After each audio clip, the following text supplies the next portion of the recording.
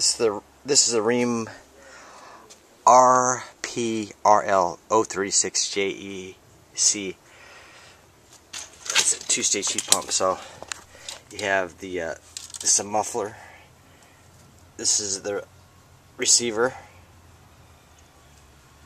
This is the charge compensator expansion valve. There's the reversing valve, and then here is the this is the control board for the two-stage starting components, and it has an ECM condenser fan motor. So I'm gonna have this up in operation in a couple days, so I'll let you guys see it running. But it's a 3-ton 16.5 SEER that is in the box, not installed, but I'll get it running.